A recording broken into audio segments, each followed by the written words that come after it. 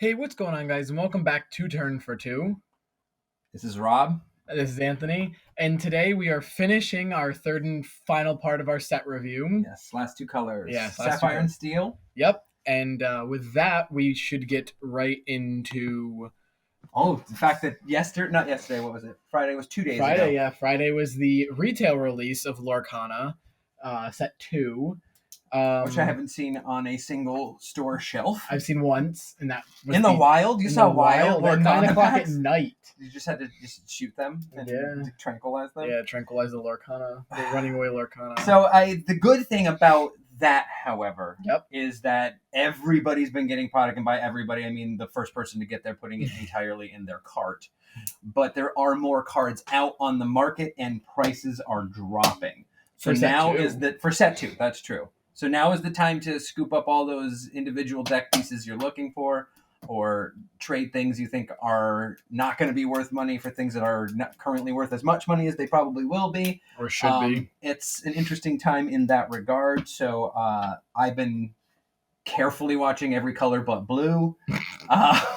So you don't get spoiled. I know, it's the only card I have left remaining. So as everybody knows, I hate spoilers, and the only card in set 2 that I have not seen in person in my hand, which is what I'm trying to do, or has been spoiled for me, is the Enchanted Alice. I do know that it is Alice, however, because Alice. When leaks start happening, it's just going to be a 30-minute segment of just me covering leaks, because Rob will not want to know about. I gotta have some surprise about this game, because I know that I have to be on the cutting edge now as the Turn for 2 pair here, but I like to have a little surprise, and this is all that I have left. So if somebody can put one in my hands, or send it to Rob. Yeah, just mail it to me, because you just love the cast that much that you feel that I have earned an Enchanted Alice. I'll love you forever. But that being said, you were saying set 1 prices. Set 1 prices have went up. Yeah, I find that some interesting. Regard. Some of them have stayed or gone slightly down, but a lot of the better cards in this set, like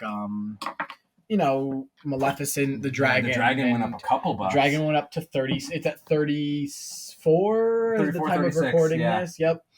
And it was down to what, 24? It was at 22 the other day. Wow. 24, yeah, you're right, 22. 24. So I mean that's a lot. That's a lot of change for something that's continually going to be getting reprinted. Yeah, and I think part of it's like everyone's getting cards now, like you were saying. So it's like everyone's starting to get decks, and they're like, and more people are being able to get into the game this way. So some people want to build red purple because people have no soul. That's a good point. So everyone's getting all these cards for red purple. So that's why and some people don't want them. So that's why Yzmas and Tremaines are $4 a piece. But then the Maleficents are 30 because there's so much less set 1 right now for people to get. But that being said, there's another drop of set 1 coming out, I believe, either this week or next week. And that's just going to put even more of it on the market and probably drive the prices back down. As far as cards like Maleficent, cards like Rapunzel, cards like Belle, Elsa, those things are not going to have huge price fluctuations down until they're mass printed. Essentially, eventually they'll be down, but those are still the ones that are going to hold that. I think. Yeah, I know Shop Disney's getting a Lorcana set 1 restock on the 22nd of December. Okay, so keep your eyes on the internet. Which is a weird time to do it. You would think they'd want to do it before Christmas. And it's technically before Christmas. Get it delivered before Christmas. You have to pay extra for the shipping. That's what they're doing. So the other thing that I wanted to discuss was the format I introduced to you today. So I have been deep within the lore of Lorcana and trying to figure out what's another way to play this game, because you can already do draft, which is awesome. This is the best draft game ever. And Disney just unveiled their new format that we will talk about a little bit. We'll talk about more next week. Yeah, let's talk about it because we'll have more information. I was going to say, Rob will give his spiel, and I'll talk a little bit on Disney's new format as well. So the format that I have devised still doesn't have a name yet. Our current working titles are Tales or Worlds. That being said, how it works is you pick 2 movies or 2 franchises, effectively, the universe of a movie, and you can pick any color you want, but you can only put cards in the game that are from that movie.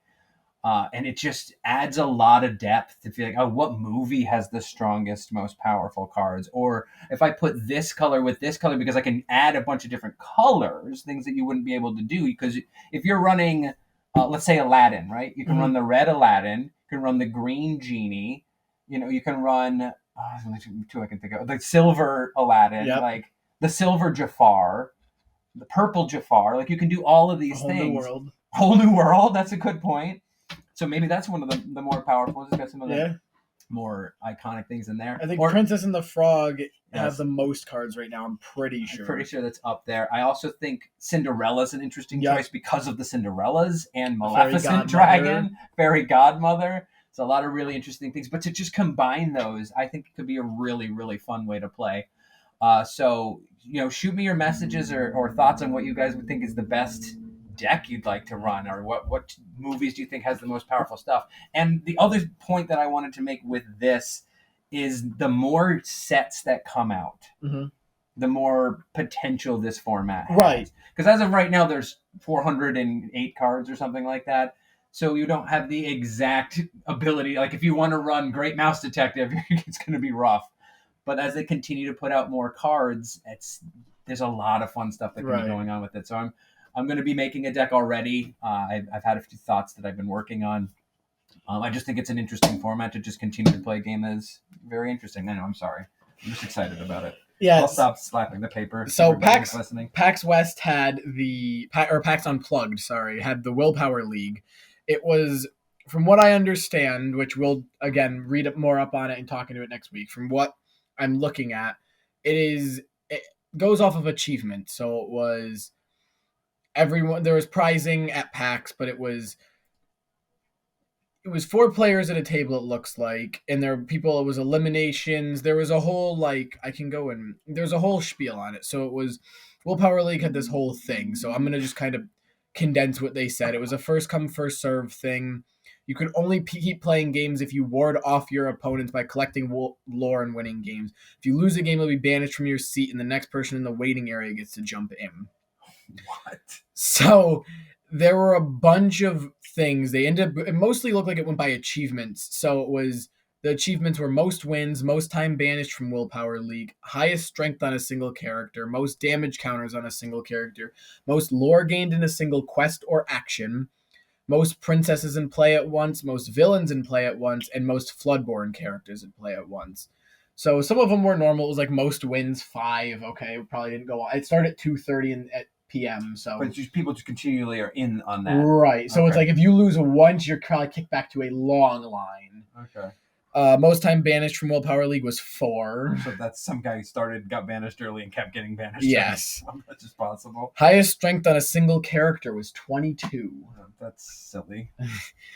Most damage counters on a single character was 9, which has to be goofy because that's the only one in the game that has with 10. Yeah.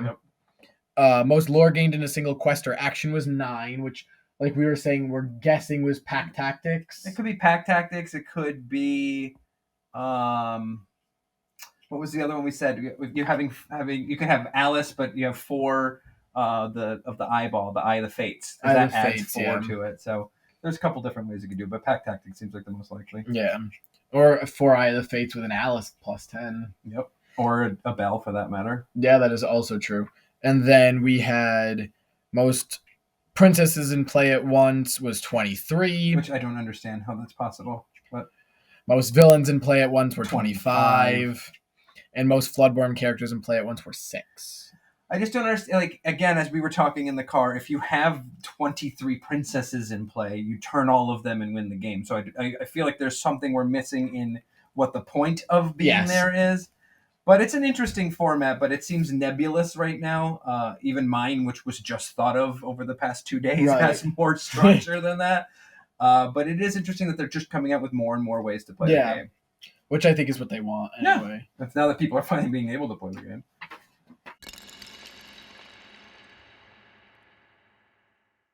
So we're going to jump right into our last 2 colors for the set review, starting with Sapphire and Alice. Alice, yes. You want to click on it? I love Alice. This is fantastic. No, I'm not going to. Don't trick me. That's rude. I almost did. You would have felt bad after all the work. I would have slapped you too. Anyway, Alice, Growing Girl, is a 3-cost 1/4 turns for 1. Your other, are you going to make it over there? I can't believe you almost did it. You said do it. I was in the mode. I'm doing this for the people, not for what's going on here. Anyway, 3 cost inkable, 1/4 turns for 1. Your other characters gain support. Yep. And what did I do? Well, this character has 10 strength or more. She gets 4 additional lore pips. Like, woo! That's swinging for 5 is what that is. However, my original evaluation of this card is if you have a 10/4, are you trying to turn it for 5? Or are you trying to get rid of whatever You're trying to kill want? some big butt. So, but the more I think about it, the more I love this card. I give it an 8 out of 10. That is my valuation on this card. I say 8 out of 10. The only reason being, you're not going to use the bottom ability very much, but giving everything support is insanely powerful. And did I mention she only costs 3? Yeah. So you can put that down turn 3, turn 4, and you are all those little guys that you have are building up, and you have one really big attack guy if you want, or the next thing you play is more threatening. I think it just opens up a lot of possibilities, and I found that there's a hidden Mickey in it. Yeah. Which I love. I'm going to give it a 7.3. No, don't you dare. Well, I think like 0.5s are fine. No, why do you have to addition? No, all right. You're setting up a bad precedent. That's why we went to 10. I'm going to give it a 7. I think it's good. I think... What makes it just a little worse than I'm saying? I mean, giving it... 1/4 is fine. Giving everything 1 is like... Okay, sure. And getting it to 10 at 1 is very hard. So let's think about Tinkerbell Tiny Tactician for a second, because it's a great card and it's fun to say. She is a 3 cost 2/4 that turns for 1 with a far less relevant ability. So this has a very powerful ability and is a 1/4. I think that's like a fair cost. But I see what you're saying. But it's also Tinkerbell Tiny Tactician is a shift target. It is. That also gets you all cards. it is. It's bad to play otherwise. I don't know. Anyway, that's Alice. I'm excited about it. Time to Timron Herman. Let's see what it translates that as. So what we're trying to do is trick the AI that is writing our transcript as we do this, which is fascinating, by the way. So then we got 6 cost, Basil. Inkable Basil, Great Mouse Detective. He is a 3/4 shiftable. I don't like that they put the shift before the shift target. No, it's alphabetical. Yeah, I know. He turns for 3. He shifts for 5. I think I already said that. And if you use shift to play this character, you draw 2 cards, which is really good. That's very interesting. Like drawing cards. So what do you value this thing at? Again, a 7. I think turning for 3 is good. Yep. Being a 3/4 is a solid butt. Yep. Other than that, drawing 2 cards is good. It turns for 3, but also with a 4 butt, it's gonna get killed pretty easily, and it's still really a 5 cost if you're putting it on something else. So I have it at a 5 out of 10, and I'll tell you why it doesn't have as many points for me. If you don't shift it, this card is bad. Not bad. It is significantly less good. Yes, if you shifted it, is around a 5 or a 4. 6 cost 3/4 that turns for 3. Yes. Turns for 3 is fine, but a 6 cost 3/4 is not. So you need to get the 2 cards you're drawing off of that. And if you don't, you're just stuck with this in your hand. I mean, you can ink it. But. I was going to say, what did you give Tiana last week? I mean, Tiana's a 5 cost. That's a 3/3. Well, I wrote it down, so I can tell you what I gave Tiana last week. That's the wrong color. So let's go back.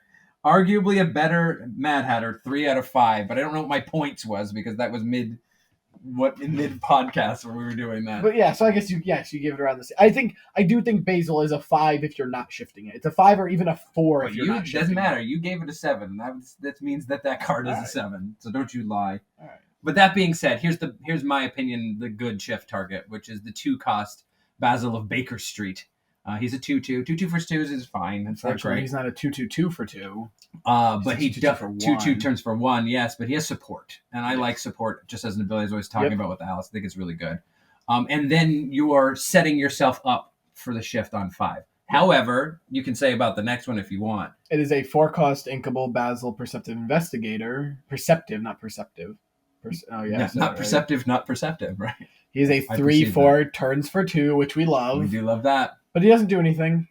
Right. So we do love that it turns for 2. That is a thing that we love. Yep. I think the 2 cost is better. only because of the support. I would give the 2 cost about, I want to say 7 again. That feels really bad. Probably a 6. Okay. And I will give the 4 cost like a 5. It's good that it turns for 2, but a 4 cost, if you're shifting the following turn, you're not turning with it anyway. That's completely irrelevant. Playing it with yellow makes it slightly better because you can just in time it. Yeah. To turn earlier, so you can turn for 2. You can't just in time shift targets. No, but you can. Well, you can just in time the 4 cost. That's true. And then you can shift 2 turns later instead, so you get the turn for 2. That's true. If you're not getting the, but that seems wasteful. But right, that is wasteful. So it's like I think the Perceptive Investigator, the 4 cost, is worse only because it's only in play to shift next turn. So it stays in play longer probably because it's harder to kill than just doing 2 damage to something. But I gave the 2 cost that has support a 3 out of 10 for me. It's a shift target. Otherwise, it's not. I wouldn't even run this card unless I have to run Basil. So 3 out of 10, and then the 4 cost I gave a 2 out of 10 because it's whatever. Again, you have to be wanting to run that, and that card's not that great. So. Right. But I do love this card. Talk about the smoking caterpillar. It's not smoking. It's playing a saxophone-like instrument. I didn't know Dave played the saxophone. He does. Oh wow. 3 costs caterpillar common collected. 1/3 turns for 3. Keep your tempo. Inkable. It is a 3 cost inkable. I think it's really good. Yep. It's a solid body on a 1/3, but the reason it's only a 1/3 is because it turns for 3. Yeah. So if you can keep that alive with a bodyguard or some other thing, and getting 2 swings out of that, a turn for 3 on turn 3 is really good. Yeah. So it's a little too easy to kill, but that's the only thing that makes it fair. Yeah, I'd probably say it's around 6. Probably 6, yeah. I have it at a 6 or a 7. Yeah. Because I originally had it at a 6, but I've been thinking more about it, so I want to give it. Yeah, 7. I think turning it for 3 gives it that like even if it turns dies. for 3 once, exactly. Like it's still really You're good. Still getting one out of it. So I would pay 3 to gain 3 lore. So, yeah. Which is essentially what that card maybe says. I'm convincing myself more. So I'm gonna give it final answer 8 out of 10. Oh wow. So one of the best cards in blue in my opinion, right here. Go for it. 5. Oh, this was your card for a while. But by all means, this is 5 cost inkable Cogsworth Grandfather Clock. He is a shift 3, which we'll talk about his shift target next. There's only 1 right now. Is there one in a different color from last set? I think okay, so there's only 1. If the Baroque has the picture of him on it. Yes. It has ward, so you can't banish it with Dragon's Foe. You can be prepared it. It turns for 2, which we also love. It's a 2/5. I think I said that. Mm-hmm.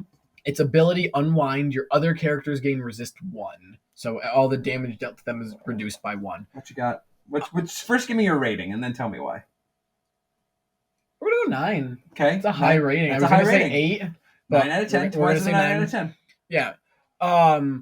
Because being able to have something in play that you don't have to ever turn with, and unless they have Be Prepared, they are not getting rid of it, or something that forces, like the Elsa that forces you to tap it, which they're also probably playing with Be Prepared. Fair.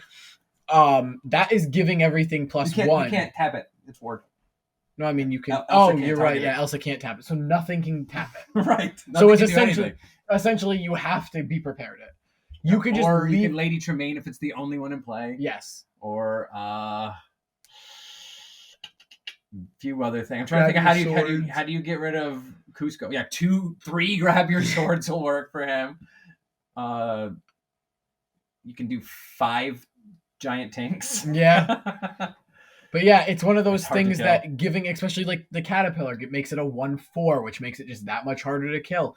And it's like if on turn, which you would have to cheat it out with like a just in time in a yellow deck. Just in time.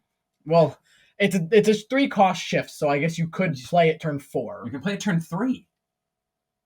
Well, you would want to play the caterpillar turn 3, shift that turn 4. No, you put this down because it's not going to get killed, and when you put the caterpillar down, it's not going to get killed. But you can't turn the caterpillar that same turn. Okay. You want to be able to turn the caterpillar when you have the resist. So you want to play the shift target on turn 2, caterpillar turn 3, and then shift on turn 4. Then you can turn for 3. Okay. Oh, that's true. So if they can't hit you for 4, essentially, because of resist, you get to do it again. Right, and it's not like they can hit you with a 2 cost and a 1 cost or something. Every 1 cost deals no damage. So they have to hit you for essentially always one more than you need to be hit The for. beauty of resist. Right. So I agree. I gave it a 9 out of 10 myself. The thing that we're not talking about is that big butts cause big problems. That's a 5. Yeah. That's a hard number to hit. Now, Yeah. mind you, that's a hard number to hit when you can't target it, which is the problem. It's ward. You can attack into 5, not too And it's bad. inkable, which is insane. Right, but if you don't need it, you can. So to me, it's like a very, very good item that is hard to get rid of. Yeah. It does turn for 2, but I don't feel you want to turn this pretty much ever. Unless you're just you're- leaving it unless there it's to to win the support game. things. Sure. Or if there's nothing else and you can just get a free turn with it. Right. But otherwise, it's just supporting everything else. So I agree with you. Kind of playing it after you have stuff to support is Yeah. better. But you can play it turn 3, and that on turn 3 is a pretty oppressive just piece right there. That from the rest of the game, everything you play just starts with resist, and that's Right. really, really powerful. So I love that card. I think it's one of the most powerful in the set. I agree with you. Yeah. But we will talk quickly about the 2-cost Cogsworth Talking Clock. He's a 2/3 turns for 1. Lame. Wait a minute. So your characters with Reckless gain, you can exert them to gain a lore. So okay, if Reckless is that big of a deal in your deck, but it's the fact is it's a 2-cost shift target for Right. Cogsworth. And you're not really going to tap it unless you have that many characters with a rush, which if you have that, I mean, it is a good way if you're playing like red blue, maybe if you have a bunch like Yeah. a Maui or 2 in turn. It's like, okay, you get 2 You can lore. you can get an extra Especially lore if out of it. well, also if they Especially. have nothing on their board. If Sure. they have nothing to kill you with, and you have 2 reckless characters, you can I just guess. tap, gain 2 lore. But more importantly, it's so I only gave it a 4 out of 10 because it's Yeah. I think it's not a good card, Right. but it is a fine enough card because of the card it Shifts into. evolves into. Yeah. That shift is crazy good, so I don't care that it's not so good of a card. I'll still Right. play it. However, especially oh, you're so rude. especially how good for good how cogs work. Exactly. Or So how good cogs work. this is something that I keep talking about. Nobody believes me, and I Take it away. 2-cost Cruella DeVille Fashionable Cruiser. She's a 3/2, turns Inkable. for 1. She is inkable, correct. 2-cost inkable, I should have said. During your turn, this character gains evasive. So now, mind you, I would play a 2-cost 3/2. That's a good card. Right. There's a Kill 4/2 Simba. that I can think of. That's Gaston, but he's reckless, which he could turn for 1 with Cogsworth, I guess. But that card's it's a scary thing, but you have to attack with it. This you get to decide for. And you know what the best thing to kill with Cruella DeVille is? Animals. Yes, she kills 2 very important animals because she is Cruella DeVille and she does kill animals. That being Simba and Pascal. Just sniping a Pascal feels so nice. Like, oh, you got 3 guys, and I'm still killing the little lizard that I can see there. I'm going to wear it as, I don't know, a glove. It's such a good card, and nobody seems to value it right now that I've seen or that I've talked to. Like, why are you running that card? And the reason they're saying is because what we're about to say. This Yep. isn't great. So I'll go to that one quick. A 5-cost inkable Cruella DeVille Perfectly Wretched, a 4/3 turns for 2, is a shift target. She shifts for 3 Yep. onto that other Cruella. And oh no, you don't. When this character quests, chosen opposing character gets 2 less power. It's underwhelming. It doesn't Yeah. really mean much. So people are like, oh, they assume that you're running the shift, and it's not. I just want this beautiful 2-cost. Yeah. So that being said, I give that also a 9 out of 10. I think that goes in all blue decks. I'd say 8. I mean, it's very useful if they don't have anything with evasive the card. I mean, it's still good. It's just not as useful. Mm. So, I mean, it's very situational. So I'd say it's an 8. I think the shift is like a 4. That's what I gave it as well. I think being able to shift for 3 is good. Mhm. It turns for 2. It Mhm. has a little bit of a That's bigger got a butt, body. but you lose It the attacks evasive attack, which drops that down a lot. Giving something -2 is all right, but it's like, what do you... You turn it into an offensive piece into a lore gathering piece. Yes. Which is what I just think that for 2, I'm using this as a kill spell. I get to pick what I get to kill with it instead of Yeah. with Gaston just killing the first thing that it can. And she snipes animals so well. It's crazy the number of animals she can kill. It's very thematic. we're gonna as Rob we're would gonna say. keep going through on every animal she can kill. We're just gonna talk about. Speaking of an animal she can kill, go for it. Duke Weaselton. He is a 2-cost inkable 1/2. He is Duke Weaselton's small-time crook. He is ward, so you can't choose wow, brain fart. Opponents can't choose his character except to challenge. His quote is, "It's Weaselton" instead of Wesselton. Right. And he turns for 2, which we love. We do love turns for 2. Not much else to say. He's a solid 5. He turns for 2. He's a cheap card. What do you give it? A 5. Oh, I missed that. I also gave it a 5, and I put inkable Lilo with ward. That's Yeah. exactly what it is to me, which is not a bad card. It's just that it costs 2 instead of 1. Right. But you can effectively use this as you would a Lilo, Yeah. but it has word. And it can take 2 damage instead of 1. So I think it's better than I originally thought. Yeah. Anything that turns for 2, that costs 2, and is Anything that inkable turns for is 2 very just rare. Or is very good. Rare. So getting into our first uninkable card, I think, right? Yep, first one. First uninkable card. We have Gaston, Intellectual Powerhouse. He is a 6-cost uninkable.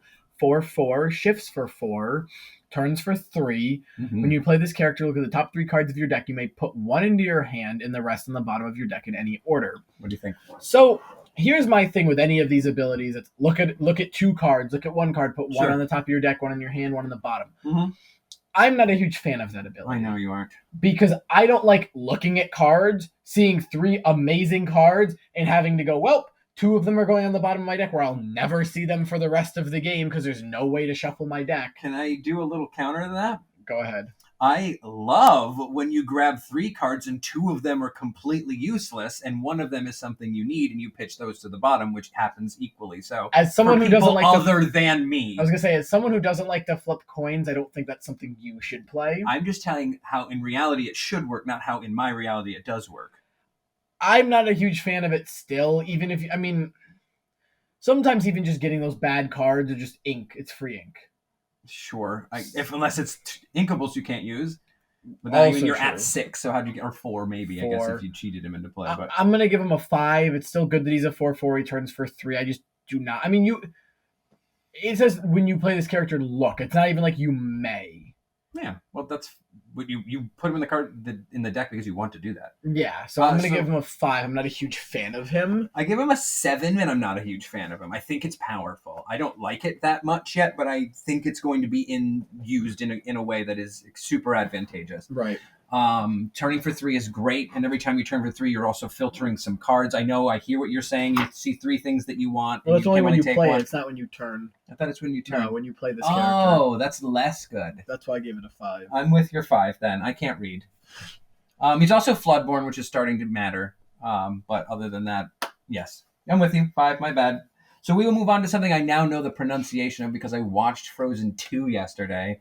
Amazing movie. If you guys haven't seen it, you should have. I should have also done it. You're not invited, no. I had to have my own experience, man.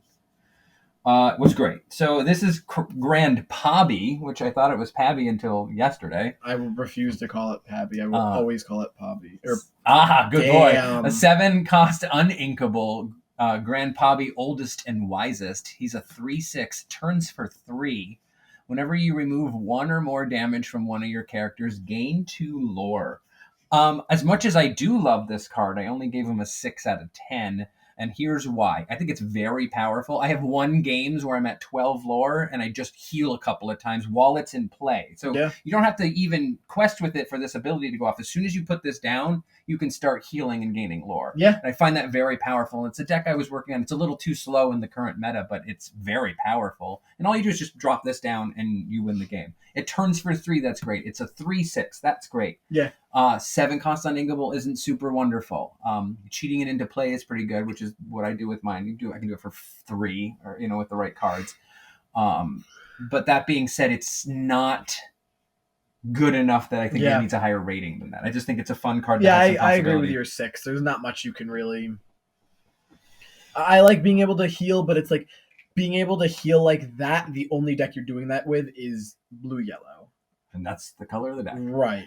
And because it's the only deck that has the color that has that kind of healing. So right. You put it exists for right. I agree. An amber sapphire deck. Hammer Hammer. Yeah, we do love Hammer Sham. Flavor Sham. It's 4-cost inkable. I think it's Hiram Flavor Sham. Hiram Flavor Sham Toy Maker. 1/6 turns for 1. When you play this card and whenever he quests, you may banish one of your items to draw 2 cards.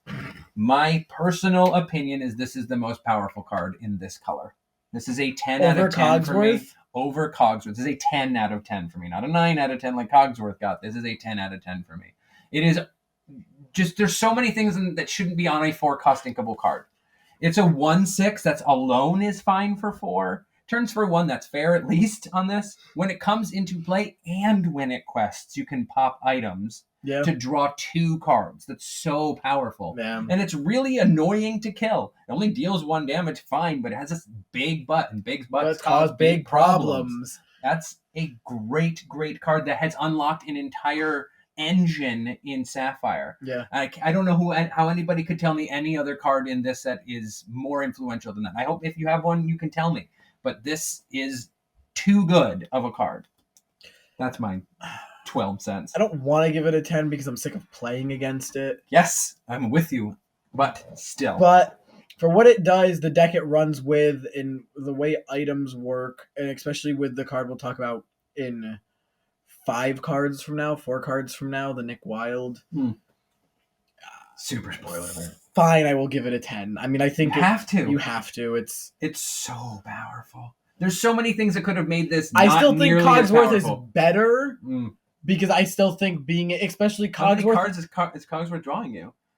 Yeah, but Cogsworth makes this better. Cogsworth makes any card better. Sure. Which is why I think Cogsworth is better objectively. But yes, this helps you draw cards. And the draw is what makes it a 10 over the Cogsworth. But like helpfulness, I still think Cogsworth is slightly more helpful. It keeps this in any other card and play longer. I agree with you, but this goes in every single Sapphire deck. 4 just of like these, the Cruella. 4 popsicles and 4 Nick Cruella. Wilds. It's just you have to have this is the 12-count package for Sapphire now. If you ever want to have any and Cruella, you gotta have the Cruella. Oh, well, you that's just said that for me. That I am not everybody. This is an everybody thing.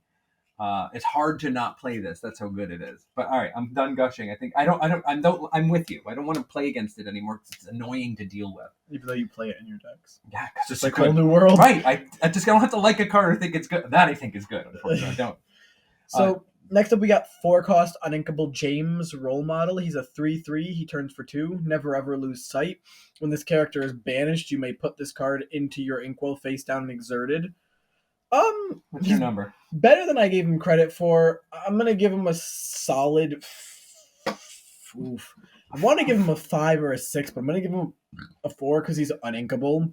You have to cheat him, and you have to get him into play. He has to get banished, all for 1 ink. I feel like it's just too low. I mean, turns for 2. We love turning for 2. That's right. Don't think it's that great. So I have called this uninkable Grandpa Tala. It's not. I don't even like Grandma Tala, and that's a decent card. So I gave this a. Okay, wrong one. Whew. I'm like, no way I gave him that. I gave him a 3 out of 10. Uninkable's not good for that ability.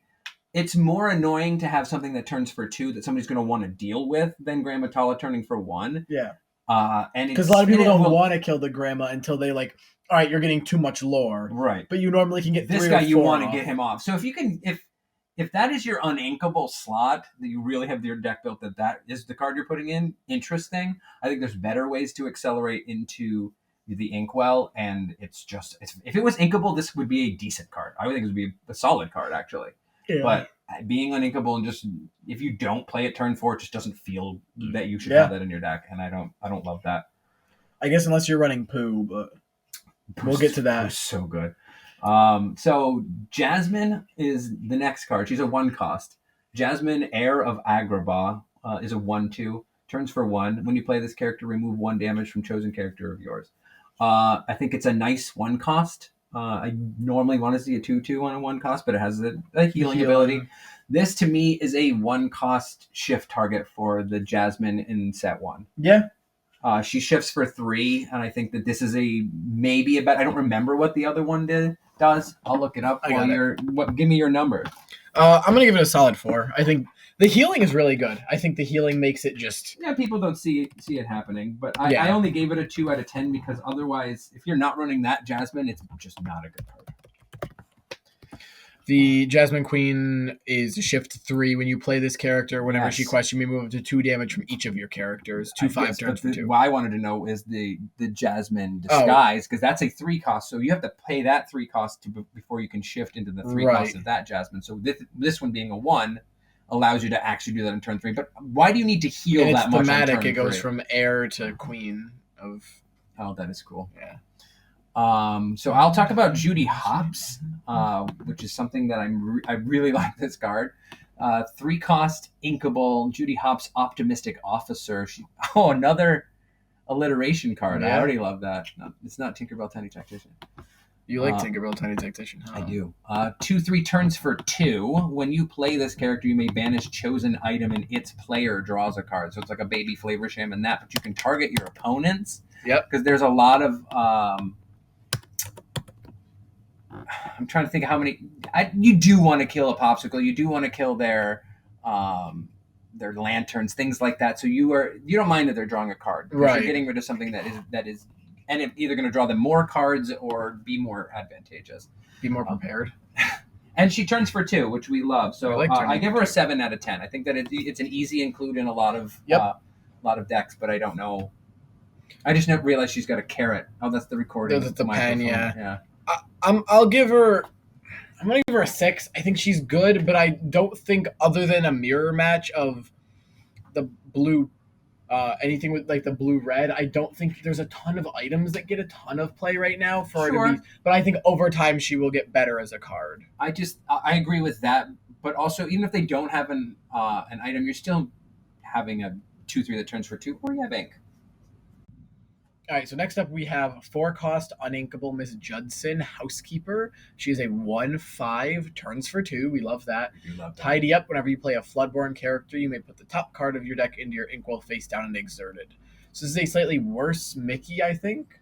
Yeah, but this is when it's a Mickey every time you play a Floodborn. So which is objectively worse because there's not that many Floodborn. So it's a worse Mickey. There's more, but I think that this whole Floodborn thing is going to be a deck later on, so all of these will get better. Yes, because I mean we had Floodborn in set 1 that like you didn't know, like Giant Tink is a Floodborn. I know. You just don't realize it until she brings me joy. Until they start talking about Floodborn characters more. So for me, it's like it will get better. Right now, it's a solid 3. I have a 2. I don't. Doesn't do much. So many better ways to put ink in there, which we will talk about. One of my favorites, but not quite yet. Not quite yet. So this was the one you were alluding to earlier. 4-cost Nick Wild, Wily Fox. He's a 2/4, turns for 2. Love that. It's called a Hustle, Sweetheart. When you play this character, you may return an item card name card. Item card. Item card. Warehouse. An item card named Popsicle from your discard to your hand.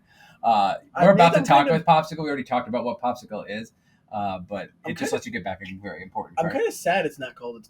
It's called a Hustle, Sweetheart. Because isn't that that's what he calls it? That's the quote from the movie. That's what he says to her. He says it's called a Hustle, Sweetheart. It's probably just for the way it looks like it's formatted on the page though, so they could fit his quote. They probably just trimmed it down. They also trim off words that could be offensive, like for grab your swords. We all have swords, you idiot. We all have swords. They got rid of you idiot. We all have swords. So I think that maybe that's another thing for that quote unquote censorship kind of a thing. It's not, but yeah, I think it's cool that it's called that. The long story short, this card is a solid 7 or 8 for me. 8. I had it at 8, but I don't. It makes the Flavorsham good. It is, like I said, I told you it was a 4 of. And so I had to stay with my 8. If you don't have the Nick Wild, Flavorsham is bad. It's not bad. He's you don't get. Yeah, I was gonna say he's not a 10 without Nick. Right, he's a 9 without Nick. Right, because Nick is how you get your items back. Well, it's how you get your popsicles back, and the popsicles are the things that you draw cards. A, it's easy to get an item back, which is hard to do in the game. B, it draws you a card. And then you have 3 then more, then you eat it with Flavorsham. I can't wait to see what that comes up with on the AI. All right, so next we have 2-cost inkable Noi Orphan Thief. Noi Orphan Thief. Noi Orphan Thief. She is a 1/2. She's a 1/2. Turns for 2. Hide and seek. While you have an item in play, which blue we just talked about, this character gains resist 1 and ward. What do you think? I'm giving this an 8. Okay, talk to me why it's an 8. It is. I mean, it pairs very good in the Popsicle deck. It's giving anything resist 1 and ward is very good, especially for a child that is a 1/2/2 essentially.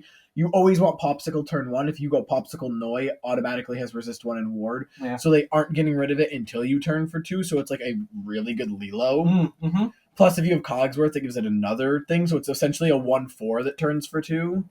Yeah, I think so. It's surprisingly sticky, this card, and you are gonna Because probably there's popsicle juice all over it. it's nice. It's probably going to be turning for 4. You're going to turn for 2, and then you're going to turn for 2. Yeah. And I think that's alone worth paying the 2 for it.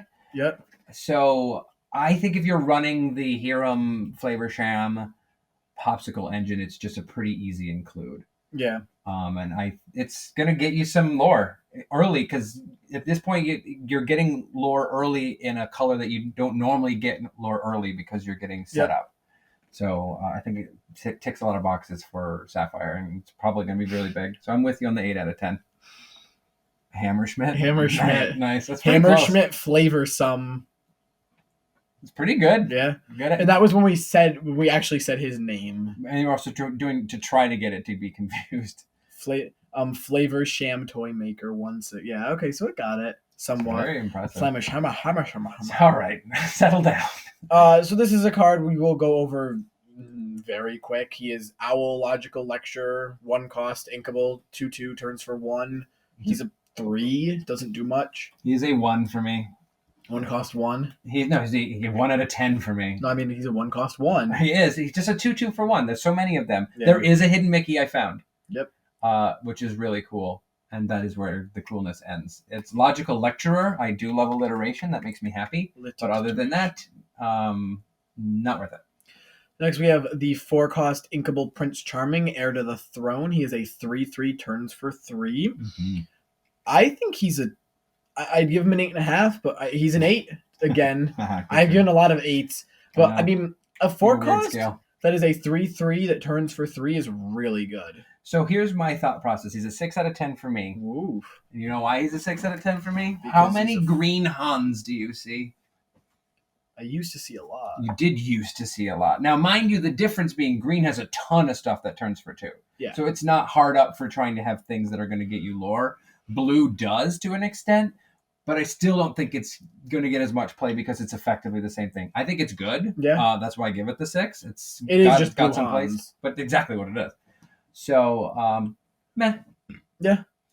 So Rabbit is a 5 cost inkable 4/6, turns for 2. Rabbit Reluctant Host. We love turns for 2. The 4/6. For me, it's like a 4 out of 10. It's just like a nice costed card. Doesn't mean anything. Turns for 2. We love. I'm gonna give it great draft card. I think it's a 5. It's for the cost. It's semi reasonable. It hits. It's got a decent sized butt. Yeah. And we know decent sized butts cause decent sized problems. That's true. Turning for 2 is great. It's okay. I'd like it in draft, but I'm not going to save a slot for it in a deck. What do you have on this? I really want to hear what you feel about this. Sisu, 4 cost, uninkable, Divine Water Dragon. She is a 2/4, turns for 2. Whenever this character quests, look at the top 2 cards of your deck. You may put 1 into your hand, put the rest in the bottom of your deck in any order. It's a solid 6. Okay, why? I do not like that ability. I don't think it's as bad. But 4 cost uninkable for that ability is not great. I don't think the ability is good enough to warrant it being uninkable. Mm-hmm. It does not have a big enough attack or it doesn't have a big enough strength or willpower for it to be worth the uninkable, and it does not turn for enough for it to be uninkable. So why a 6 then? Because it's not inkable. If it was inkable, I would give it probably a 7 or an 8. No, but why even give it a 6 if you only have bad things to say about it? It still turns for 2, and I like its ability slightly more because you're only looking at 2 cards, and 1 is going into your hand, so it's still a decent draw. It turns. You would rather look at less cards? I would rather look at less and have to put less there. Yes. Oh, you always think you're just going to get 3 perfect cards. What's it like to just always have the best cards on the top? I don't think I'm always going to have the best, but my Apparently, luck. You would rather look at just your 2. luck is you would get 3 of the best. I would look at 6, and it'll be 6 great cards, and I will look at 6. 5, and it'll be 5 useless cards. What do you think? What do you got? I have it at a solid 4 out of 10 for all the same reasons that you said. It's a fun enough card if you can keep it around. I think it's nice to kind of keep seeding the deck, but it's super easy to kill. Doesn't have any evasion or any way. And uninkable makes it unattractive. Yeah. It's a pretty card. That's true. And the I have seen the Enchanted for that, and it's very pretty. I just learned about this thing, and the question is it a sentient horse? Sentient Hearse. A sentient horse. Sentient Hearse. So this is a 4-cost. So this is from Frozen. This is from Frozen. Yeah, this is the Knock Water Spirit. 4/3 turns for 1. It's got ward. It's elusive as water. It is as elusive as water. It's a really pretty looking card. It's a 3 out of 10 for me. Yeah, I'd even go 2. It's not. If it was a 4/3 that did all of that, it would be a very good card. Or if it was a 4/4/3 that turned for 2. Sure. And I think that they don't need one in every single card. Yeah. So it's just a pretty card. Yeah. So now we're getting to one of the other best cards in blue. Okay. From the top 3, I think. Well, it's in the top 5. Okay. We have 3-cost Inkable Winnie the Pooh. Mm-hmm. Having a think. Love that. 2/3 turns for 2. Honey Pot, whenever this character quests, you may put a card from your hand into your inkwell face down. I have things to say. You go first. I'm giving it an 8. Okay. It allows you to put any card into your inkwell from your hand face down. Mm-hmm. Doesn't have to be revealed, so you can just throw something in there. Yeah. And if it's turning more than once, if you have Bodyguard or Ward and it's staying alive for more than a turn, you can get extra ink. And with the ramp in blue, it's really good. Okay. So I gave it a 9 out of 10. So the things I have to say about it is theme is the first thing I want to say about this card. It's very thematic. Having a think like that is so very Pooh. He's just think. He's just sitting. He's doing the thing right now. You can see him thinking next to his honey. And his ability is Honey Pot, Hunny pot. Like it's so beautifully thematic. Now there's that piece of it. Turns for 2, we love that. Every single time it turns for 2, you get to ink something from your hand. That means it can be an uninkable card. Yep. And you get to put it in face up. It down. Is not exerted. Excuse me, face down, but it is not exerted. So it is ready. You get to put 2 ink into play in a turn. That is usable ink. Yep. That is a very rare thing that you get to do in this game. And being able to do it repeatedly, like you said, if you have some way to keep him alive, a body card, something like that, do it on a couple cards, you can pay 4 ink. Now, mind you have to have, that's why you have to play it with Harem and all the draw, because now Sapphire has draw, but you can just keep inking things. This is very underrated. I think this is going to be a huge card. And it's just like you're saying. And they're cheap. Get them now while you can. 44 cents, apparently. Well, they're in the starter. Oh, are they? Yeah. Regardless. Poo stunks. Poo stunks. They are probably poo stunks if they're in the starter. I didn't know that. But I think it's a really great card. It's going to be going and stuff. Yeah. You want to talk about this because it's your favorite movie? It's not my favorite movie, but it's up there. So 4-cost Falling Down the Rabbit Hole. Uninkable. It is. You're right. Sorry. 4-cost uninkable. It's an action. Each player chooses one of their characters and puts them into their inkwell face down and exerted. Comes in exerted. I don't love this card.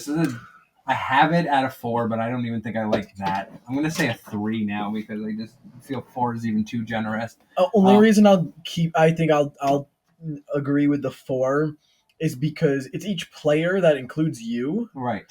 Which means which is something I was thinking about with the blue Hades, it's great to be able to ink one of your opponent's characters when you play it from the first set. Mm-hmm. If you have a character, like, we'll talk about it later, but like a big 10 butt card, like a 10 cost 10/10, or 9 cost 10/10 butt, big butt, and it has 9 damage and you don't have any use for it aside from Dinner Bell, which draws you 9 cards. Don't be telling the world.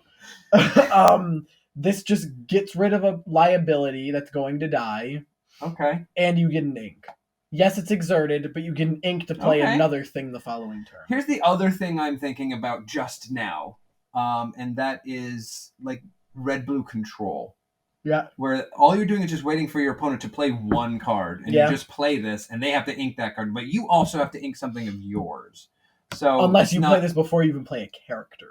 If you're playing like that's also true. If you play like red blue control ramp, you just I didn't even ramp. Think about that. You ramp, you play it, and then you just whole new world. You be prepared, and then you're just every time before you play anything, they play something. You just say, "Oh, that one fell down the rabbit hole." Yeah. Okay. Actually, that's an interesting control card. Yeah. I still don't think it's good. I think you need to keep your 4 though. I'm keeping my 4, but I think that it's got more application than I originally gave it credit for. So we got 4 dozen eggs is a 4-cost inkable action song, so it can be sung. A character with 4 or more can sing it for free. Your characters gain resist 2 until the start of your next turn. So essentially, during your opponent's turn they have resist 2. Yes, and your turn. Yep. This is another 8 for me. This is very good. It's inkable, which means you can get rid of it, but giving something resist 2, especially on turn 4, like that caterpillar, making that caterpillar a 1/5 turning for 3, if you can get 6 lore out of that, that's really good. So, you're not impressed. I could tell by that. No, I do like this card. I actually gave it a 6 out of 10. It's a song, so every song just gets bonus points because it's the ability to just use it. It makes it more feasible. Back breaking in draft, FYI, very good draft card. Just wins games. Yes, resist 2 is really good. It's on your turn and your opponent's turn, so that it lasts that long makes it worthwhile. I just don't know. Makes it worth a Nick Wild. I don't know how many times you just need that thing. Yeah. But if the fact that it's a song makes it better for me. I like it. I want to see it in something. I don't currently have the idea what that would be, but it is a neat card. Yeah. So the next card we have is Launch, which should have easily just been Yeet. That would have been way better. 3 costs uninkable action. Banish chosen item of yours to deal 5 damage to chosen character. Ready, aim, coconut. Yeet. It's a fun card, is where I'm at on that. There's so many items now that are becoming a thing. That I can see that you can use one of them as a projectile. That's kind of fun. Just chuck a popsicle at somebody's coconut head. Basket. I think it's a 6. Okay. It's uninkable. It can do, 5 damage is a lot. It can kill something, snipe something even. It kills everything. Which lets you turn after you do it. Yeah. Being uninkable sucks, and if you're not playing Popsicle and you're playing higher cost items, it's not worth it. So I think it's a 6 because it's really high damage, but especially if something has ward and you can't target it or something, it just makes it So it's a 2 out of 10 for me because I feel you don't want to use your items like that. You mostly just want to eat them with Hiram or use them for what you put them in the deck for. Good, an interesting draft card if you're kind of heavy on items again, but it feels too situational. You have to want to do a 5 damage, which is a decent amount of damage. Not to say you don't want to do that to something smaller, but you want to get your money's worth out of it. And I feel like you'd be getting rid of something you need. So I don't love it. So you got 1 cost, inkable, nothing to hide. It's an action. Each opponent reveals their hand, draw a card. This is a 2. It is only a 2 because you get to draw. Okay. That's about it. I give it a 4. I think that knowing your opponent's hand, especially right at the beginning, is pretty interesting. Okay, I know exactly what their next couple plays are going to be. Now I'm in a whole new world. Right, sure. And drawing a card replaces it so it doesn't feel that bad. I don't think it's there. I don't know what deck it needs to be in where you're like, I need to know what's in the hand. But I feel like there's a little bit of application to this, so I give it a 4. Fang Crossbow is a 3-cost item, inkable. Careful aim, you can exert it, pay 2, chosen character gets 2 less power, or stay back, you can exert it and banish it to banish a dragon. There's really, it's to kill Maleficent or Madam Mim, I guess. Both of which is Sisu a dragon? Probably. That's a good point. I guess we can do that because we have the power. Yeah, dragon. There we go. So we a 3rd target. So not a lot of great targets. So it can get better. Yeah, right now it's inkable. So that it gets a 2 out of 10 because it's inkable. Yep. Other than that, I don't love it. Gumbo Pot was something that I was considering running, and I'm still on the fence about in a particular deck. I don't know if it's better than Coconut Basket. That's where I'm at. Right. So it's a 2-cost item. You can exert it to remove a damage from up to 2 chosen characters. So 1 damage on 2 different things is pretty powerful for just a turn like that. Makes things a lot more harder to do the math on. Or more difficult for English speakers. I like the Coconut Basket, but also that barely gets used. Yeah. So I think it's better in this whole Flavor Sham world where he can just eat it if it's not helping you. Flamashama. It's a solid 6 for me. I like it. I like healing the damage. It's nice. It's a 2-cost inkable that you can turn on turn 2. Yeah. closest thing to turning 4-2 that it can do. I have it at a 3, so I think that there's a couple decks that it's interesting in, but otherwise not too powerful. Yeah. We have 3 cost Maurice's Workshop. Whenever you play another item, you may pay 1 to draw a card. It's a 3, I think, even maybe a 4. It's all right that you can draw a card, but especially on turn 3, this is not, especially on Inkable, this is not really a card you want to play. Doesn't do you a whole ton, plus you're losing ink, which, yes, in this whole, like we were saying, Popsicle world, you draw a card with Popsicle, you can draw another one Maurice's Workshop, but you're still paying one in early game. That's very detrimental to you. I think if you're running this in a really hyper drawing Popsicle, Flavor Sham, Nick Wild world, Right. You can get a few extra cards out of it, and it's another item itself that Flavor Sham can eat. So I think there's a little bit of utility there. I don't love the card at all. I wish that we could just put Maurice, which does the exact same thing, but obviously Maurice is too expensive. So it's cool to have that ability, and I think that there could be some silliness with it, but right now I don't think it's worth it. So I still only gonna have it a 2. You want to talk about Popsicle? So yeah, I'll talk about this one. Popsicle. Exactly. Popsicle. So Popsicle is a 1 cost item. When you play this item, draw a card, and you can banish it to remove 2 damage from a character. It's a 9.7. I don't want to do points. I'm lying. It's a 9 out of 10, but like, it's so. What happened to no decimals, Rob? I'm not allowed to do decimals. I was joking. You can't without Flavor Sham. It's not that good. I think that drawing a card is good. It replaces itself, and it's like a cute little healing on a stick. I think without Nick Wild, it's good. I think even drawing a card, you can banish it to remove any damage anytime when you challenge, and then just get it back with Nick Wild and draw another card. I get not being able to draw with Flavor Sham, but like, it doesn't make it a terrible card without Flavor Sham. It doesn't make it as good with Flavor Sham without Nick, because you're only using it once. I agree that Nick is important in that, but the card draw is coming from Flavor Sham. Also so if you do all of your card draw with Flavor Sham, maybe you don't need the Nicks. I get that it's great, and it feels really good, but I think that they're both equally important for that engine, but the Flavor Sham is what's driving all those cards. Yeah. Either way, it's a 9 out of 10. I just don't think it's perfect. I think it's a really amazing card. Yeah. And it is the core of an engine, but I don't think it in a vacuum is spectacular. And last but not least, for blue, we have 4 cost Inkable Sardine Can. Your exerted characters gain ward opponents Opponents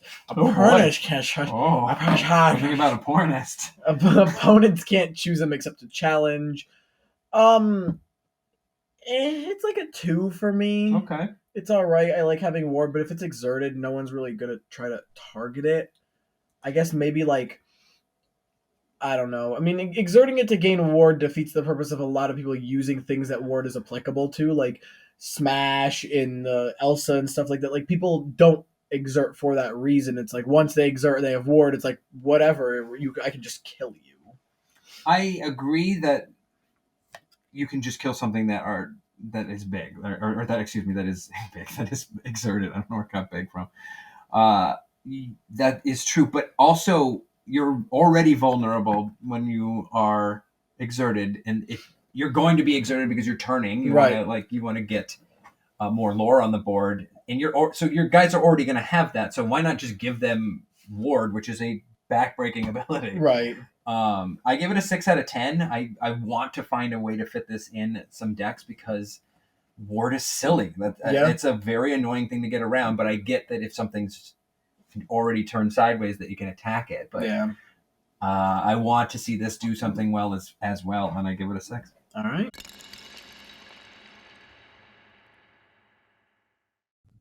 All right, now moving on to Steel, the last color of our set review. Yes, here we go. I'm excited for this set. Start us off. We got 4 cost Beast, Forbidding Recluse. He is a 3/4. He turns for 1. You are not welcome here. When you play this character, you may deal 1 damage to chosen character. What's your valuation on this piece?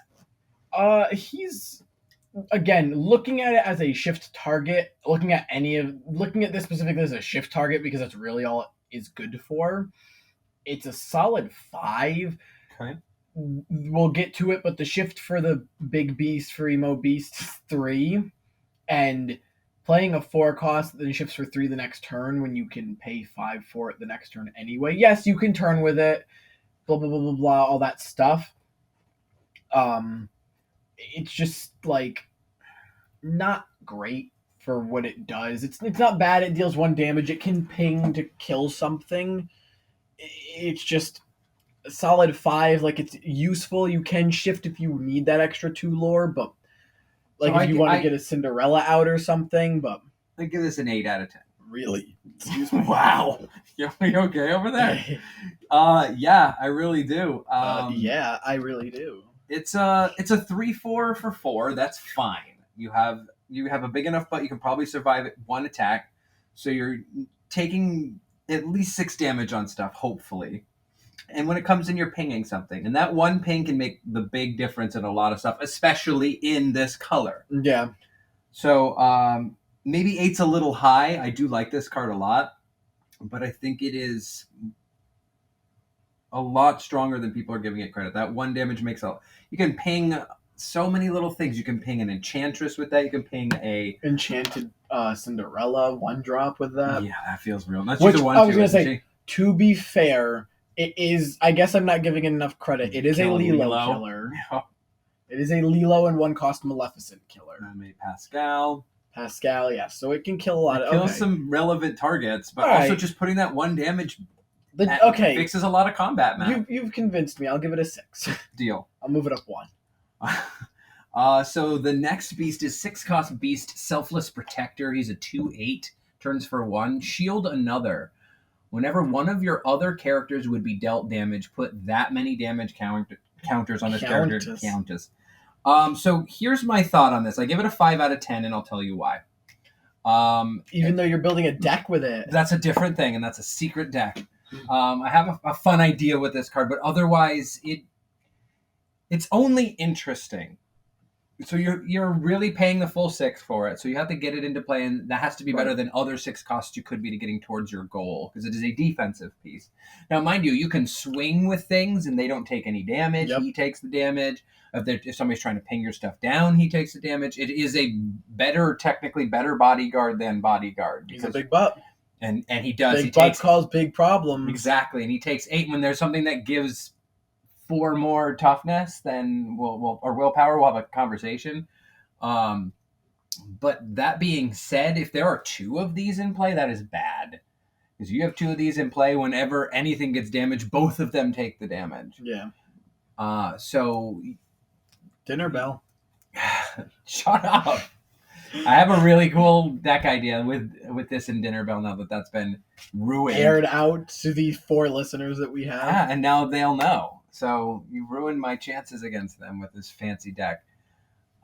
It's an exciting card because you can put a lot of damage on it, and then he can get a bunch of cards. But other than that, I think it's only meh. So Yeah. That's why I give it a 5. Yeah, I'd say it's around a 5, even a 4. It's like it has to be a 5, I think, because it absorbs damage, which is really good.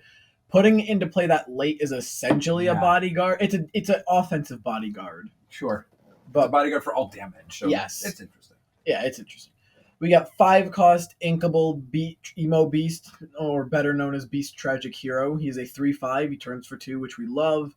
He's a shift 3, which is why none of the shift targets for him are really worth it. Mm-hmm. At the start of your turn, if this character has no damage, draw a card. Otherwise, he gets +4 this turn. This card is a 9 for me. Okay. This card is very good. Either drawing a card or getting +4 to kill something feels really good, being a 7/5. And it turns for 2. Don't know what else to say about it.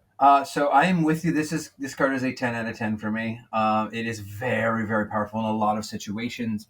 Another card you can effectively just put down and leave active and leave it there. You're drawing 2 cards at the beginning of your turn every turn, and that's very powerful. Yeah, and if not, you're killing something. And then you turn it to gain some lore if you need to. Let them try to kill it if they can't.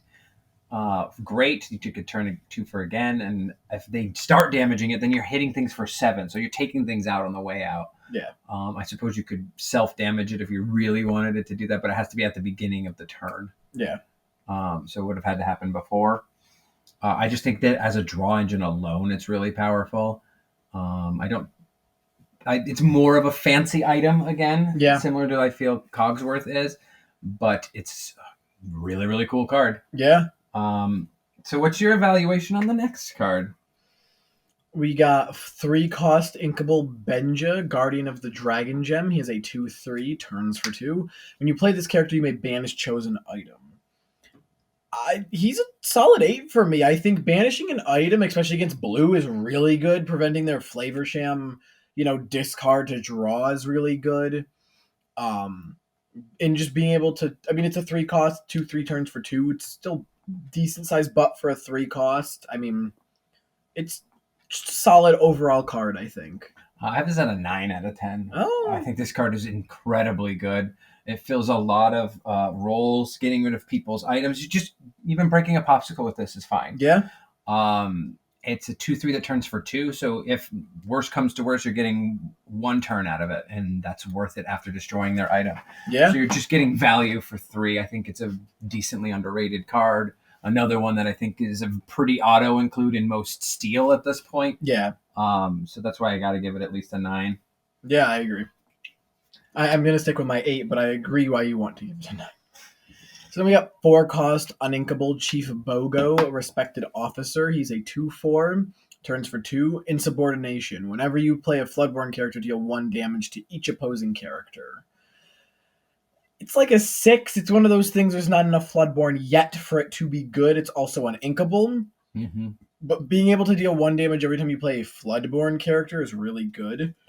There's also not a ton of cheap Floodborn characters right now that make this good, but if you could chain a bunch of 1 or 2 cost Floodborns, you could kill a lot of things.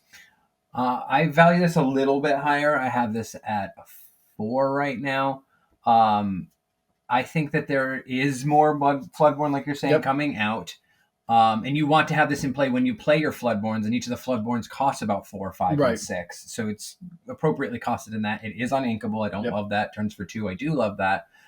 I think that just doing damage to everything like a Tinkerbell every time you play a Tinkerbell and that's 2 to everything. That feels real nice. Yeah.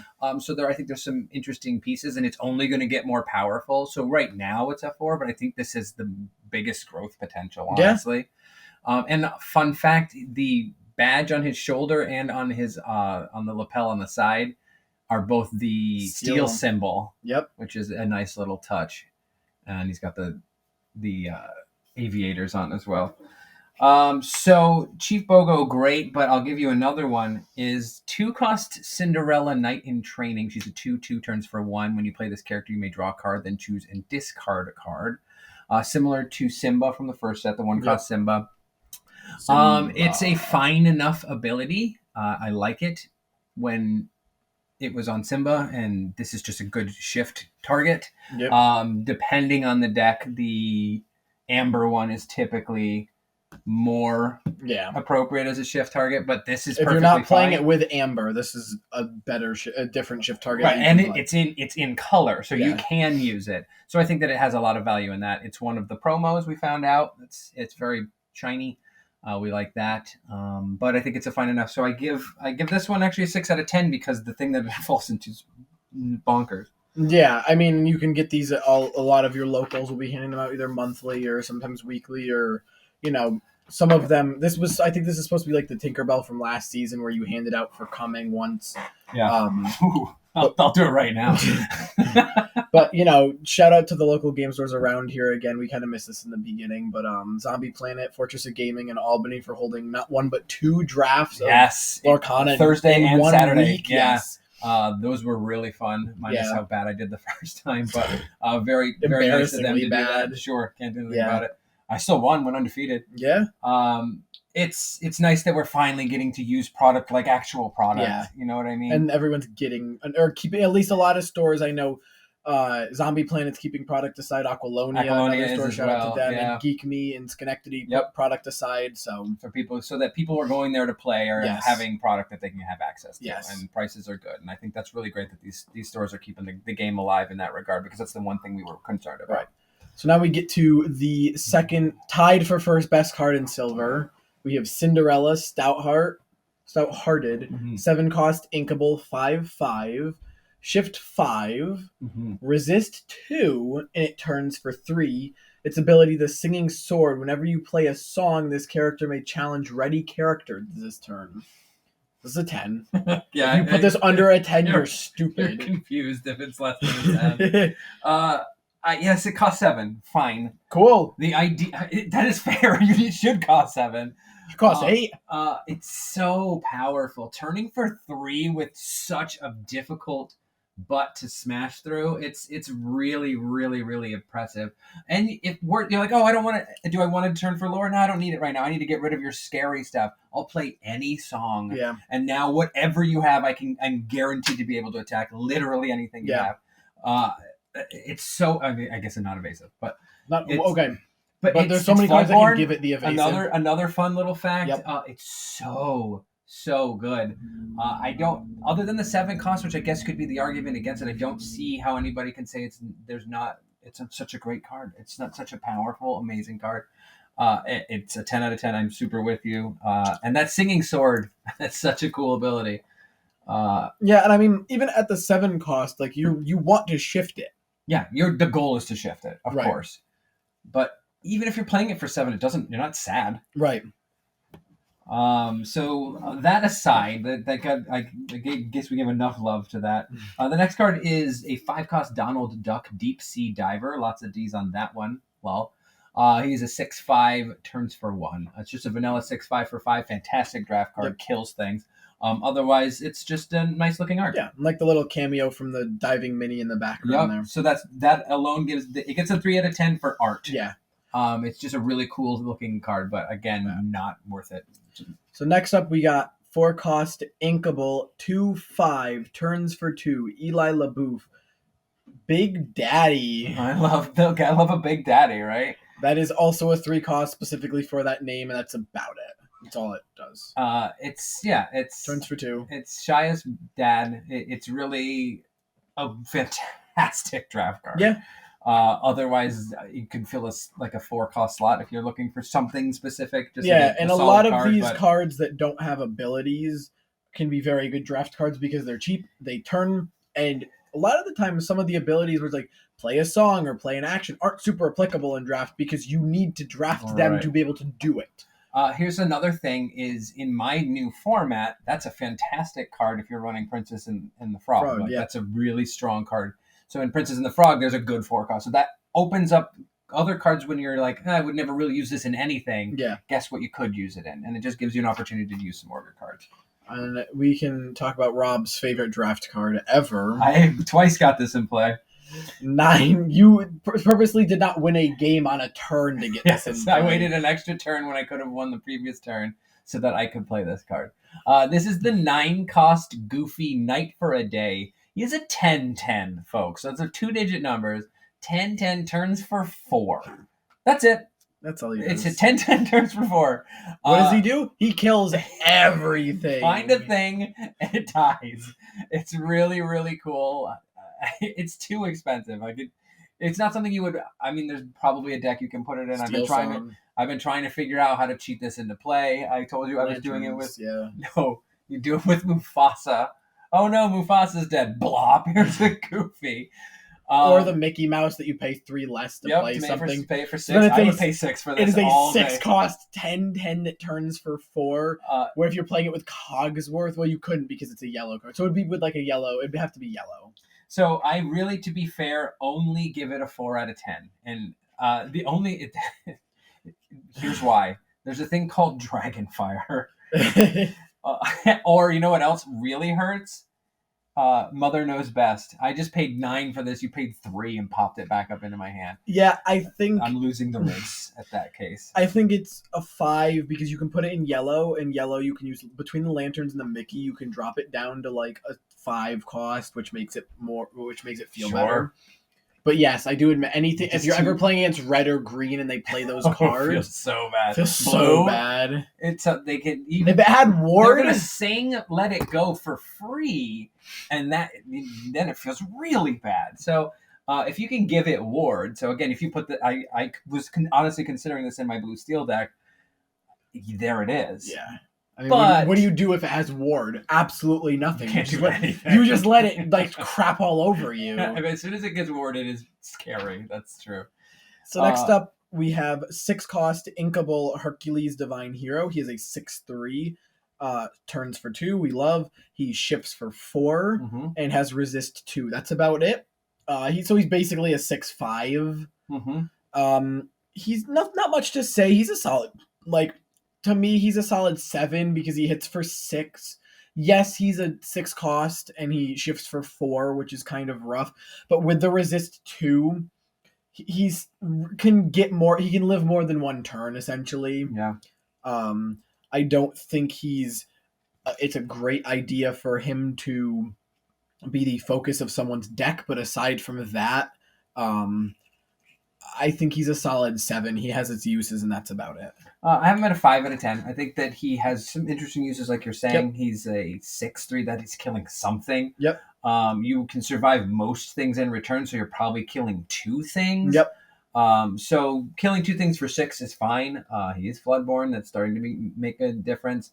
If you have nothing to kill, he turns for 2. So I think he's just a solid card. Yeah. And at shift 4, he's really great to shift on the 3-cost bodyguard from the first set. So I think that that's really fun, and I think that card is a lot better than maybe it gets valuation for as well. Yeah. So I think that alone makes it an interesting. Oh, you just upgraded your 3/3 to a 6/3. Yep. So I think it has some application. I'd love to see it in something, and again, makes the Hercules deck really good. Yeah. So 5 out of 10 for him. Yeah. So next we have I'll let you talk about this because I know you love his quote. So this is a 2-cost Hercules hero in training. He's a 2/3. Turns for 1. It's just a basic 2/3 turns for 1 as usual. But the quote is "Need to call IXII," which is a very funny quote from the movie about him calling 911. I think it's really cute. It is another shift target. Yep. It means nothing to me. It's like a 2 out of 10 for me. I think Yeah. it's worse. I would rather have the 3 costs in my deck. Yeah. So next up we have. Yes. Actually, I'll let you just handle the these next next 2. 2. Yeah. Wow. Yeah. So these next 2 I have been on since the beginning, and I think more and more people are starting to think about them. But I'll do them in reverse order because it doesn't matter the order we do these in. So first one is the 2-cost Jafar Royal Vizier. He is a 3/2, turns for 1. It is exactly as the Cruella that I previously talked about, and I told you that card was really good. Yep. Same reason. It's a 3/2, kills evasives. It's for 2. It's just it's a kill spell. I would rather play this every day of the week than Eric. Yeah. And I think Eric is a really good card. This is just better. Yeah. And the other card that we are considering as well, and that being me, is the 4-cost Jafar Dreadnought, also inkable, 3/4 turns for 1. Yep. So gets a little bit bigger, just a bigger butt, goes from a 3/2 to a 3/4, still turns for 1. But you can shift 2, which means you can do it on turn 3 Yep. when you have your Jafar already in play. During your turn, when this character banishes another character in a challenge, you may draw a card. Yeah. Drawing is super important. It's a source of draw, and you know what this does really? It eats a little card called Simba. And You love killing anything that kills Simba Simba. makes me happy. I love that card, but it still needs to die. It just 3/4 is a solid enough attack, and you're gonna draw at least a card off of this, if not 2. Yeah. And it's when you banishes it in a challenge. So if in the return kill it also banishes something, you do get to draw a card on the way out. Yeah. It's just really, really powerful. So in combined, I have an 8 out of 10 on the Dreadnought, and the previous same rating I gave the Cruella de Vil, and a 9 out of 10 for the Vizier. That's my spiel on these. I love these cards. I just been trading for everybody's foils for this card because I think they're really powerful, and people are going to figure it out. Yeah. I'm going to give it a solid 7 on both of them. I think the shift one, the only thing that makes it bad is whenever this character banishes another character in a challenge, which means you have to be the one challenging. If you don't... No, you don't. I Okay. just specifically said that. I thought you just read it wrong, honestly. Well, I didn't. You didn't. You're right. So you kill something for 3. If they are dying to 3 as well on the return kill, Yeah. you're drawing another card. Yeah. So yeah, I'd say good. 8 and 7 for those 2. Yeah, I still think like the Cruella, it's situational, It's but not it's still a good situational. No, the evasive. is situational. Isn't it? Oh yeah, but it's Yeah. just an added bonus. Right. You'd play a 3/2 for 2. Yeah. It happens to kill evasive. So next we have 6 cost Kronk Junior Chipmunk. He is a 4/5, turns for 2 with resist 1. During your turn, whenever this character banishes another character in a challenge, you may deal 2 damage to chosen character. It's a solid 6 for me. It's nice to have a snipe, which again with Ward becoming slightly more prevalent, it's always not as applicable, but having resist 1 makes it a 4/6. It turns for 2. It's a little pricey for a 4/2, or a 4/5. But I think it's a solid 6. Okay, I'm with you on the 6 as well. I think it's a close to giant tank card. Yep. Does the exact same ability. Doesn't have the on entry damage, but it does have resist, so it survives more. Yeah. If you could shift this into play, I would have Better rating. solid argument for it, but you can't. I just think that you're going to get a couple of things out of it. How many times has Tank given you a 2-for-1 or a 3-for-1? But most of the time, that's the element of quote unquote surprise when you are at 4 and happen to have a tiny tactician on board. That being said, I think it's a pretty cool card, but it's 6 out of 10. Yeah. So I don't know why I was whistling to make the Tinkerbell thing before, and I just missed the whistle the first time. So we have the 3 cost Inkable Lawrence, who is a 0/4, turns for 2, but payback when this character has no damage, he gets +4. He's a run-of-the-mill 5 for me because there's so much, like we just talked about, so much snipe to just be able to put damage on it before he even gets to turn once. That you might not even be able to do anything with him because he's a 0/4. I mean, you turn for 2 maybe once or twice, which we love turning for 2, but I just don't think it's great. It's a great draft card. I'm with you on all the things you're saying. 5 out of 10. I think more often than not you are going to hit for 4 with it once, though. Yes. And I think that's actually, if it were not so easy to put damage on it, like you're saying, this would be much higher value for me. But I still think that most of the time you're going to play this, somebody's going to look at it, it's like, what the hell is that thing going to do? Yeah. You're going to turn for 2, and then you're going to turn for 2 again. They're like, I got to deal with that, and then you're going to hit for 4, unless they plink it, which they can. But I think you're going to get a couple of turns out of this card, probably 2, because it's got a big butt for 3. So I think that it's a solid enough card, 5 or 6 for me. So you want gotta do this one. You gotta do this one. So the next card is a 5 cost Lil Shang. Archery instructor. He's a 3/6, costs 5. He's inkable, turns for 2. Archery lesson: when this character quests, your characters gain evasive this turn. So again, evasive being slightly more prominent. Yep. That's useful. Great draft card. I don't like it. It means my evasive characters don't get to live. Right. So Rob he loves just it. Plunks them out. He's the best rapper there ever has been. He turns for 2. I think it's a solid card, but for me, again, similar to Lawrence, like a 5. Yeah. I'll give it a 6 just because of the evasive. Yeah. It's a little more expensive. It turns for 2, but it has a big butt, and big butts, cause big problems. So yeah, I think I'll give it a solid 6, and it has a great name, being Lil Shang. Love Lil Shang. So next up, we have 3 cost Magic Broom, the industrial model. It is a 2/3, turns for 1. Whenever you play this character, chosen character gains resist 1 until the start of your next turn. So it's just like the 4 dozen eggs that you get, or half a dozen eggs or whatever it was that you. 4 dozen eggs. 4 dozen. That's what I thought. Okay, where you get to play, get resist on anything for a turn. So you give the Lawrence resist if they plink damage on it. Okay, now it's back up to having 4. All right. It combos well with the purple Mickey. But what I was thinking about, what people were talking about when everyone was like, they're going to make a Hey of every color. If they do a Broom of every color, so Mickey, it'll be like purple in another color. Then you can play the Fantasia deck, and it's going to have all the Brooms. Yeah, so when Rob's format becomes super popular, and it's, sponsored by Turn for 2 and runs all these big tournaments on Limitless, which we'll talk about at the end of the podcast, you'll have Mickey Mouse, and then 4 of all these different colored brooms that all do different things. And they're all super cheap. Yeah, they're all super cheap that you can cheat into play with Mickey. They have on-entry abilities. Yeah. I think it's a solid card. Yeah. It's another broom. I'm happy there's another broom. I don't think it's solid enough to put in anything right now. Well, it's the industrial model, so it's pretty cool. Solid. Oh, I see what you did there. So it's a 3 out of 10. I like that it's carrying a little bucket of ink. That's pretty neat. I love this next card. I'll let you take this one. Thank you so much. 4 cost uninkable Namari Morning Mist. She's a 2/4 turns for 1. She has bodyguard. Yep. More importantly, she has blades. This character can challenge ready characters. That is such a powerful ability. Now, mind you, she's a 2/4. She's uninkable. There are downsides to this card. She's a 7 out of 10 for me. But if you boost her up in any way, Yep. that is... It makes her really crack. She's so good. Yeah. She has to be a 2/4. I mean, if she was a 4/4, she would be a 9 that would or be a 10. insane. Because being able to, but like the 2/4 makes sense, but it's also what brings its rating down is because on its own, this card is okay. Right. You don't even know you want to use that. I like that it has bodyguard as an option, but most of the time I don't want her to get hurt. Well, I want her to get hurt when I'm taking something out with her. Right. And then do it again.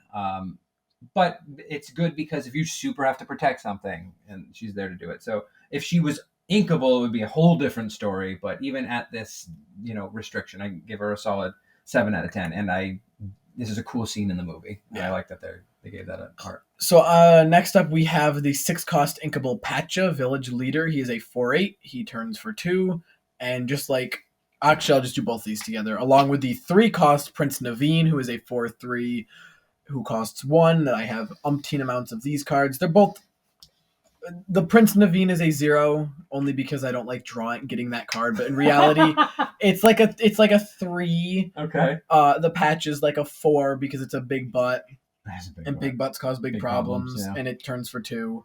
But other than that, they don't do much, and they're not cards that, really talk about. So Patcha, for me, 3 out of 10. It's a great draft card. 4/8 turns for 2. But you're not going to put it in something. Right. It's like, what's the point? Same with Prince Naveen, on the other hand, I have a 5 out of 10. I think 4/3 for 3 is solid. You're killing something with that. Maybe 2 things. And I think we'll get a shift target for it at some point. Yeah. So as of right now, it's okay. But I really think that could be a cool card, and it'll make that deck even better. So next up, we have the 7-cost Queen of Hearts. Capricious Monarch. That's what I thought. I had to look. I was too far away. Capricious Monarch. I thought it's like Capri Sun. Capri Sun Monarch. 5/6 turns for 1. Whenever an opposing character is banished, you may ready this character. I mean, you take it away. I don't have much to say. It's a 2 out of 10 for me. Yeah. It's too expensive. I'd give it a 3. I guess I can't shift. Yeah, it's like a 3. Why would you want to play a 5/6 that turns for 1 and maybe turns for 2 on another turn or attacks 2 things on a random? I guess she's like kind of like a Scar almost if you're banishing when you're doing it. Yeah, and it's inkable, so it's like a cheap inkable. It's like inkable Scar kind of, I guess. Yeah. But I guess Scar allows you to, it undoes itself. I don't know. I guess it's kind of like a Scar. It's just like a smaller Scar. So I guess that makes it a little bit better. Yeah. I'll give it a 4 now that I've read it a second time, but I still don't think it's great. Yeah, I think I'll stick with the 3. I think the 3 is... So Robin Hood. 2-cost inkable. It is also one of the other... I don't remember the other 2, but it is also the... Did I say inkable? You sure did. I meant to say uninkable. It is also one of the promos for this. Oh, okay. Yeah. There's 2 promos in Steel. So 2-cost uninkable, mind you. Robin Hood, capable fighter, 1/3. You can exert him to deal 1 damage to a chosen character, or he can Dinner Bell. He can turn for 1. Who cares about that? So it's cool to deal damage to something. Yeah. It turns off abilities. It turns on abilities. But you need something where that is very important because it's a 1/3. He's gonna get killed. So I think he's a neat combo piece, but he's a 3 out of 10 for me. He's a 4 just because he's a combo piece. I think giving him more fun. Yeah, he has the applicability of being able to deal damage, especially like with the Red Donald, where you can ping 1 damage and then deal like 2 with the Teeth and Ambitions, the thing I couldn't think of. So yeah, you can do more things with it, but yeah, it is going in that red gray deck that I'm making, by the way. The next one is terrible, so we're going to be super fast on it. 2-cost, the Huntsman Reluctant Enforcer. It's more expensive Lilo. That's it's inkable. A 1/1 turns for 2. When this character quests, you may draw a card and choose and discard. Like I said, that's a decent ability to draw and then discard. Don't have to use it, but it's not worth it. I guess yes, you may. But it's a 1/1 for 2. It's just an inkable Lilo. Yeah. They upped it to be able to ink it. I like that you can turn for 2, but it's so easy to kill that I feel It's like not worth it on turn 2. there's probably something better in that slot. Yes. Maybe there's not, but I'd give it a 3. It's still worth it. however, What was your rating? 1? it's a 1, yeah, the Huntsman. But it turns for 2. I give it a 2. Final answer. 3 cost the Prince. Never gives up.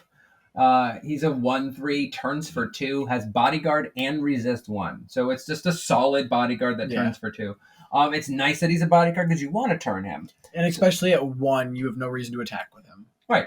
So you're just using him as bodyguard and you're getting money out of him. He's annoying to kill. He's not particularly difficult, but 4 is a relevant number over 3. Yes, and also with it being a 3 cost, you cannot hit it with any 1 costs. So that, for me, it makes it about a 7 because being able to have a bodyguard out where it can't even get pinged by ones, like Maximus is my favorite card, one of my favorite yellow cards from set 1. Yeah. It's a 4/5, but you could just hit it with a bunch of 1-ofs and then, hit it with smash or something. With this, you have to hit that you one. You can't hit it with a 1-of. You have to hit it with something that does at least 2 damage to even ping 1 on it. Yeah. Resist is pretty powerful in that way. I agree. So next we have Tiana, 4 cost uninkable, celebrating princess. She is a 1/4 with resist 2. Turns for 2. What you give is what you get. While this character is exerted and you have no cards in your hand, opponents can't play actions. So it's kind of like item lock from Pokemon. A little worse because you really never have no cards in your hand. You don't want no cards. You don't want no cards in your hand. You don't want no cards in your hand. It's like a 5. Resist 2 is really good, so it's like a 1/6 that turns for 2. Uninkable kind of sucks, and it also can't shift onto the other Tiana, which would have been nice. Yeah. Even if it would cost 1 more and shifted for 3, I think it would have been fine. If this wasn't uninkable, I think this is a solid card. A 1/4 that turns for 2 with resist 2 is a really hard thing to get rid of. Agreed.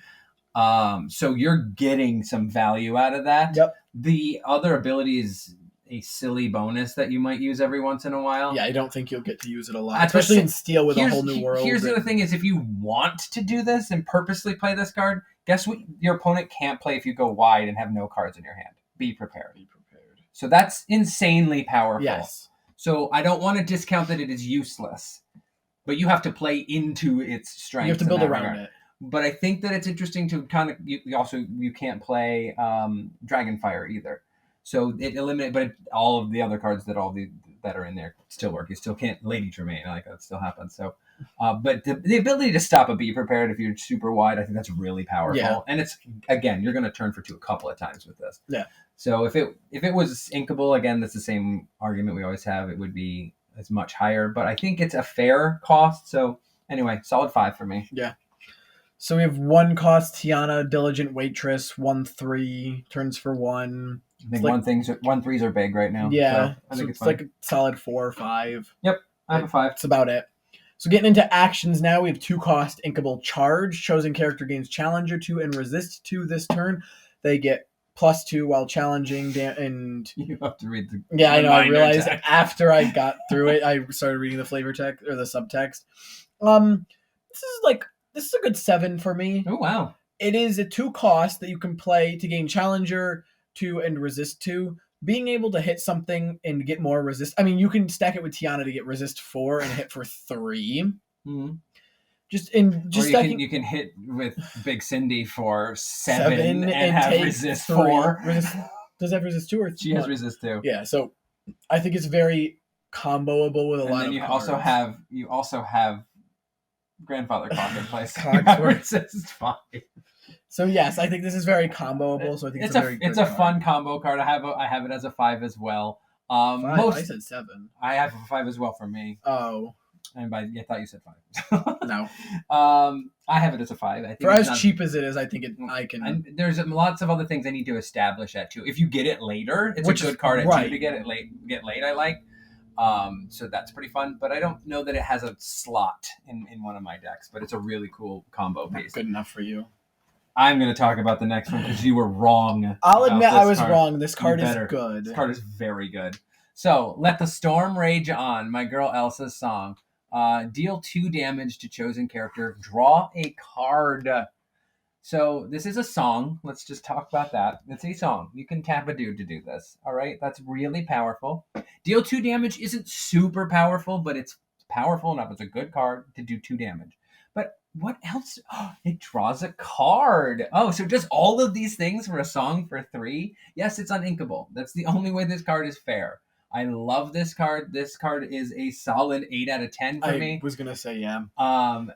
I think it goes in most decks of this color, but it takes up inkable slots. Uninkable slots, and I mean those are precious. I don't know if this is worth it in that. So far, every steel deck I've made, that I am perfectly glad for that to be some of the uninkable slots, and I've used it to some very good success. Like to do it early on a turn, that way you don't know what card you want to ink. Maybe the next card you draw is going to be the one you want to ink.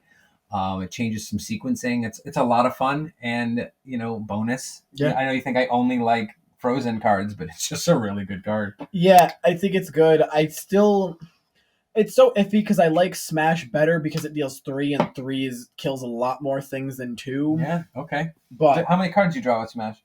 0. How many times can you sing it? 0. Okay, love that. But I can ink it. So I just wanted you to write what I wrote down for this Let the Storm Rage On. Song, card draw, damage, Elsa. I mean, what more do you need? All right, so I'll talk about this one. Please do. This I think is the most significant action in this set. I think you can admit it's more impactful than Let the Storm Rage On. Maybe describe it first. It's a 2-cost, uninkable again. Pick a fight, action card. Chosen character can challenge ready characters this turn. I think this is probably one of the most significant action cards in the game currently. Okay. Because any deck that runs Steel, you can now play this. Yes, it takes up uninkable slots. Mm-hmm. Being able to kill something before it gets to quest or even challenge you feels disgustingly good. Mm-hmm. You don't have to play the Namari. You can play any card that you want, and it can kill anything. Those are your Namari slots, or just pick a fight? Basically. Okay. So what's your rating? 9. 9. It's wow. Good. Being able to kill ready, especially there's no silver, like green silver control, which is not a big deck, but I've seen it get played. I've lost to it before. Emerald Steel. Good boy. Just being able to attack ready to things feels really good. Yeah, I agree that it's very powerful. I have a 5 out of 10. Wow, woof.